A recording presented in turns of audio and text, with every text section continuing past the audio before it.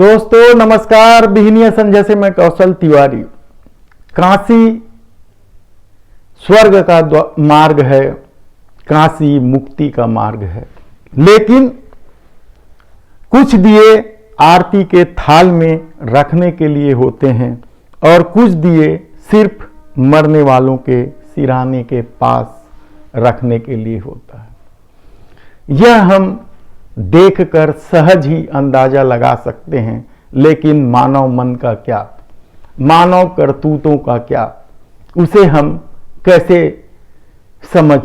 यही वजह है कि लोग किसी के चंदन, किसी के पहनावे और किसी के विचार और लब्बो लुआब बोल पर धोखा खा जाते हैं।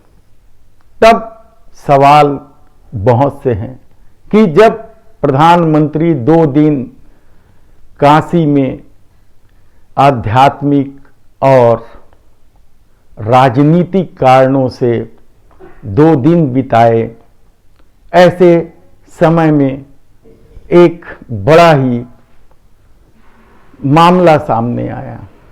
यह मामला था लखीमपुर कांड का।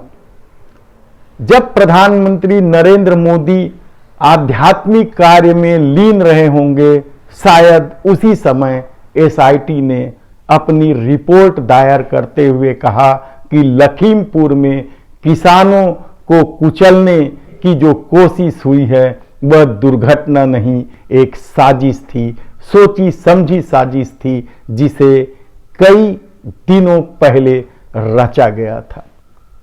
और उस घटना के मुख्य आरोपी माने जाने वाले आशीष मिश्रा आज भी मोदी सरकार में केंद्रीय गृह राज्य मंत्री हैं। अजय मिश्रा की बात कर रहे हैं हम, जिसे हटाने की मांग किसान कर रहे हैं। और साफ तौर पर अजय मिश्रा ने कहा था कि किसान अपना आंदोलन वापस ले ले, सुधर जाएं, नहीं तो हमें सुधारना आता है। और इस घटना के बाद ही किसानों को गाड़ियों से कुचला गया था। देर सवेर यह बात भी सामने आएगी जब पूछताछ होगी, कोर्ट में हियरिंग होगी और कोर्ट में जब बहस होगी, तो कोई बड़ी बात नहीं है कि यह बात सामने भी आएगी कि अजय मिश्रा ने जब ये कहा, उसके कुछ देर बाद ही अजय मिश्रा और उनके 12 साथियों ने किसानों को गाड़ियों से कुचल दिया। यह सिर्फ एक गृह राज्य मंत्री की बात नहीं, मोदी सत्ता का के एक और गृह राज्य मंत्री जो बंगाल से आते हैं, उनके खिलाफ भी 302 के आपराधिक मामले दर्ज हैं। और केंद्रीय गृह मंत्री अमित शाह के बारे में तो पूरा देश जानता है। यही नहीं, मोदी सत्ता के 30 से ज्यादा मंत्री गंभीर आपराधिक मामलों में हैं। एडीआर की रिपोर्ट पर यदि आप भरोसा करें तो मोदी सत्ता के 30 से 35% मंत्री आपराधिक छवि के हैं। भाजपा के 150 से ज्यादा सांसद आपराधिक छवि के हैं।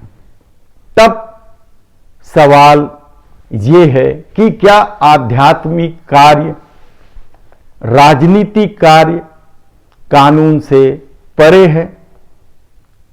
हमने इतिहास को खंगालने की कोशिश कभी नहीं की।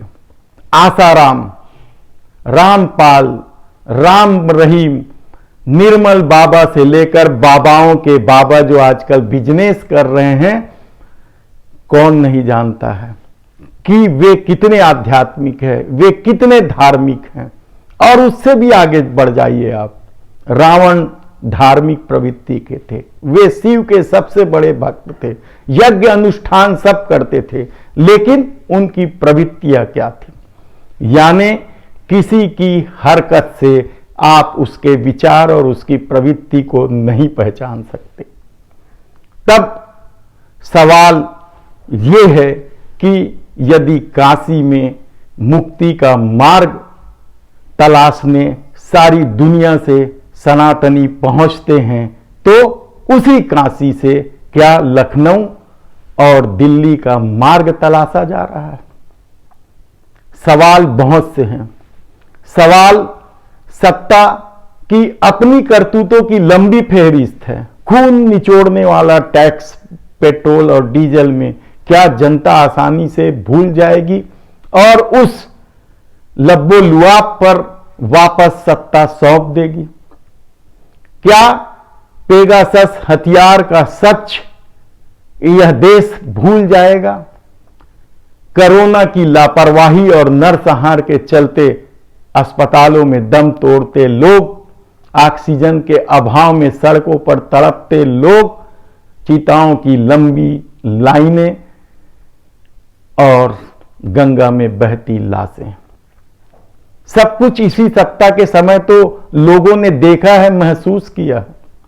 किसानों के साथ अत्याचार, दुश्मनों जैसा व्यवहार, खालिस्तानी पाकिस्तानी देशद्रोही बताते नहीं थकती थी सत्ता से जुड़े लोग, और सड़कें खोद दी गई, आंसू गैस के गोले छोड़े गए, पानी की बौछारें की गई, बिजली काट दी गई, पानी की सप्लाई काट दी गई और आखिरी में तो जीपों से कुचल दिया गया।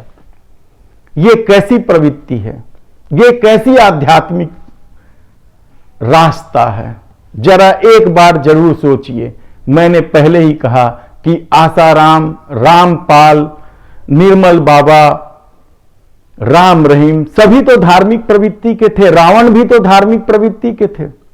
तब एक बार जरूर सोचिए कि क्या काशी में मुक्ति का मार्ग तलाशा जा रहा है या काशी में लखनऊ और दिल्ली की सत्ता का मार्ग तलाशा जा रहा है? ये इस तरह के सवाल हैं जिसे आप सोच भी नहीं सकते और जिसे आपको सोचना चाहिए। ने लखीमपुर खीरी कांड की फाइलें जमा कर दी है। क्या इस देश में आम लोगों के लिए ही कानून है? सत्ता और उससे जुड़े लोग क्या खुलेआम कानून का खिलवाड़ कर सकते हैं? ऐसे 50 मामले हैं जब जब इस देश के लोगों ने देखा है कि सत्ता किस तरीके से कानून के साथ खिलवाड़ करती है, तब एक बार जरूर सोचिए कि आरती की थाली में लगने वाला दिया और किसी के मौत के सिरहाने पर रखने वाले दिए में क्या अंतर होता है? रावण की धार्मिक प्रवृत्ति, आसाराम, रामपाल, निर्मल बाबा, राम रहीम की धार्मिक प्रवृत्तियों को एक बार सिरे से देखिए, समझने की कोशिश कीजिए कि सत्ता कहां इस देश को ले जाने वाली है। एक बात हमेशा ध्यान रखिए, राजतंत्र में भी राक्षसी प्रवृत्ति स्वीकार्य नहीं थी। रावण बहुत बड़ा धार्मिक था, लेकिन उसकी प्रवृत्ति की वजह से वह स्वीकार्य नहीं था। लेकिन अब तो लोकतंत्र है और लोकतंत्र में कानून और संविधान के अनुसार ही सभी को चलना होता है। धन्यवाद।